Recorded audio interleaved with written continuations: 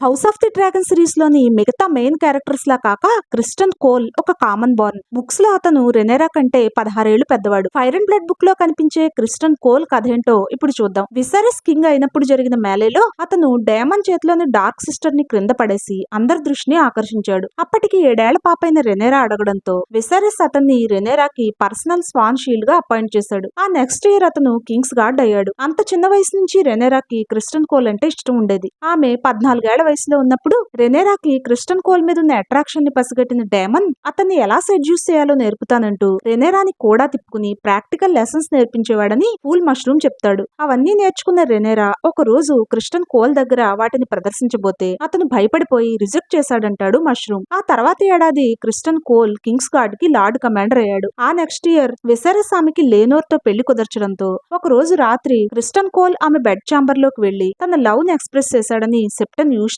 చెప్తాడు. తనతో పాటుగా పారిపోయి వస్తే ఫ్రీ సిటీస్ కి తీసుకెళ్తానని అడిగాడట. ఒక టార్గేరియన్ ఒక సెల్స్ వాడికి భారీగా బతకడం కంటే సాధించేది చాలా ఉందన్న రెనేరా కింగ్స్ గార్డ్ ప్రమాణాలు తప్పిన వాడివి పెళ్లి ప్రమాణాలు మాత్రం తప్పవని గ్యారంటీ ఏముందని అడిగిందట అతన్ని. ఇది యూస్టెస్ వెర్షన్ అయితే మష్రూమ్ మాత్రం రెనేరానే మళ్లీ క్రిస్టన్ కోల్ దగ్గరికి వెళ్లి అతన్ని సెడ్యూస్ చేయడానికి ట్రై చేసిందని అతను మళ్లీ రిజెక్ట్ చేయడంతో విపరీతమైన కోపంతో తిరిగి వస్తుండగా దారిలో హార్విన్ స్ట్రాంగ్ అనే నైట్ కనిపించాడని ఆమె అతన్ని తన లవర్ గా చేసుకుందని అంటాడు. హార్విన్ స్ట్రాంగ్ అప్పట్లో 7 కింగ్డమ్స్ లోకెల్లా స్ట్రాంగెస్ట్ మ్యాన్ కావడం వల్ల అతన్ని బ్రేక్ బోన్స్ అని పిలుస్తారు. అప్పటి నుంచి రెనేరాకి క్రిస్టన్ కోల్ కి శత్రుత్వం మొదలైంది. తర్వాత రెనేరా లేనోర్ల వెడ్డింగ్ లో జరిగిన ఒక మేలేలో Kristen Cole Harvin strong collar bone మోచెయ్యి విరగొట్టడంతో మష్రూమ్ అతని పేరుని బ్రోకెన్ బోన్స్ గా మార్చాడు. ఆ తర్వాత లేనోర్ లవర్ జాఫ్రీని కూడా కొట్టి చంపేస్తాడు క్రిస్టన్. అప్పటి నుంచి ఆలిసెంట్ అతన్ని తన పార్టీలో చేర్చుకుంటుంది. విసరస్ చనిపోయినప్పుడు యాగాంది సెకండ్ ని రెచ్చగొట్టి రాజును చేసింది ఇతనే కావడం వల్ల